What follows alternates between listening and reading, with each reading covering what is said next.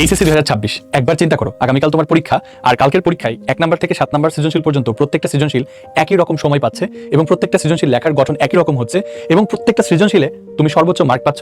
এইভাবে 70-এর মধ্যে 68 থেকে 70 মার্ক নিশ্চিত করতে পারবা, জাস্ট টাইমটা যদি সঠিকভাবে ম্যানেজ করতে পারো। আমি ধরে নিচ্ছি তোমাদের বাংলা প্রস্তুতি সবারই খুব ভালো, তো এবার এই ভালো প্রস্তুতিকে ক্যাপিটালাইজ করে এ প্লাস পাইতে হবে। তো আমি যেই টাইম ম্যানেজমেন্ট টেকনিকটা ব্যবহার করে একদম সবার আগে পরীক্ষার হল থেকে বের হইতে পারতাম বাংলা প্রথম পত্র পরীক্ষার দিন, এবং আমার প্রত্যেকটা সৃজনশীল একই রকম লেখা হতো এবং আমি বাংলায় সবসময় এ প্লাস পেতাম। সেই টেকনিকটা আজকে ভাবলাম তোমাদের সঙ্গে শেয়ার করি আর একটু দোয়া করে দিই। দেখো ভাইয়া, এই সিকিউ এর জন্য প্রত্যেকটা 7টা লেখার জন্য প্রত্যেকটার জন্য তুমি ইন টোটাল 20 মিনিট পাবা।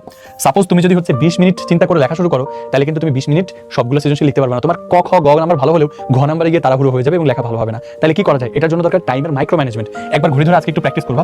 1 4 7 8 এই নাম্বারটা আমি জীবনেও ভুলবো না। দেখো 1 হচ্ছে আমি 1 মিনিটের মধ্যে যত কষ্ট করেই হোক না কেন 1 মিনিটের মধ্যে আমি ক নাম্বারের উত্তর করে ফেলবো।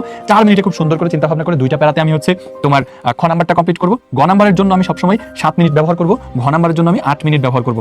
এবং এই যে ঘ নাম্বারের জন্য 4 প্যারা, গ নাম্বারের জন্য 3 প্যারা লেখার চেষ্টা করবো। এবং এটাকে ক নাম্বারকে আমি 1 মিনিটের বেশি সময় দিবই না। এটা যদি মেইনটেইন করতে পারো ভাইয়া, তোমার 20 মিনিট করে প্রত্যেকটা সিকিউ টাইম পাবে এবং 1 থেকে 7 পর্যন্ত সমান সময় পাওয়ার কারণে খুব সহজেই 70 একটা ভালো মার্ক তুলতে পারবা। মেইনলি দেখবা যে তুমি যতগুলো পরীক্ষা পর্যন্ত দিয়েছো শেষের সৃজনশীলগুলো একটু দুর্বল হয়, যার কারণে ওইখানে অনেক মার্ক হারায় স্টুডেন্টরা এ প্লাস হারায়। এটা ছিল হচ্ছে সিকিউ এর জন্য তোমাদের পরামর্শ ভাইয়া। এই যে 20 মিনিটের মধ্যে কিন্তু অবশ্যই তোমার উদ্দীপকের পার্টটাও রয়েছে, তাই খেয়াল রেখে উদ্দীপক সহ এই যে টাইমটা বললাম আমি তোমাদেরকে 1 4 7 8 এটা মেইনটেইন করার চেষ্টা করবা। এমসিকিউ এর ক্ষেত্রে কি করবা জানো? প্রথম দিকে যেই এমসিকিউগুলো এক টানে পারতেছো প্রশ্নগুলো খুব সতর্কতার সাথে পড়বা। অনেক সময় বলে যে নয়, তোমরা সঠিক যেটা বলছে যে কোনটা সমার্থক শব্দ নয়, তুমি সমার্থক শব্দ উত্তর করে আসছো, ঠিক আছে? প্রশ্নটা ভালো করে পড়বা, এক দাগে এক টানে 1 থেকে 30 পর্যন্ত দাগাইতে গিয়ে ধরো তুমি 20টা উত্তর করতে পারছো, 20টা উত্তর করে ফেলবা। তারপরে সেই কনফিউজিংগুলো বসে বসে টাইম স্পেন্ড করবা।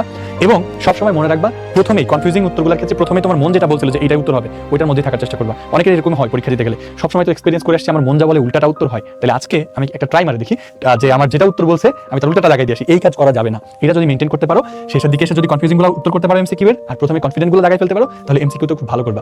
এখানে যে আমি তোমাদেরকে হচ্ছে 20 মিনিট সময় নিলাম, আর এখানে হচ্ছে 30টা এমসিকিউ এর জন্য 30 মিনিট, মাঝখানে 10 মিনিট সময় তোমার অটোমেটিক চলে যাবে, ঠিক আছে? ওই সময়টা নিয়ে চিন্তা করো না, ওইটা এমসিকিউ খাতা জমা দিয়ে সিকিউ খাতা নিতে নিতে দেখবে এর মধ্যে একটা সময় চলে গেছে। So thank you so much, সবার জন্য অনেক অনেক শুভকামনা। আমাদের রিথিং পরিবারের পক্ষ থেকে তোমরা যারা এইচএসসি 2026 ব্যাচ আছো সবার জন্য অনেক অনেক দোয়া রইলো, অনেক ভালো রেজাল্ট করো। দেখা হবে আবারও পরবর্তীতে নতুন কোনো ভিডিওতে। আল্লাহ হাফেজ।